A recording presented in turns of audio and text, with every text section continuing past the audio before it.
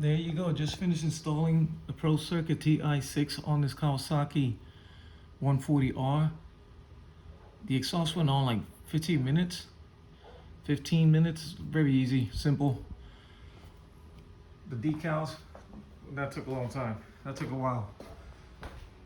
So decided to change it up a little bit for a buddy of mine's. Give it a whole different look. This side right here, I would like to redo it again, because if you look at this side, it's much more flatter.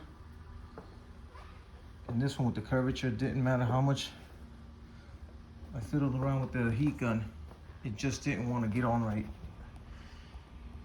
So I had to cut it and put it together. So most likely I'll redo that one all over again. But she looks good.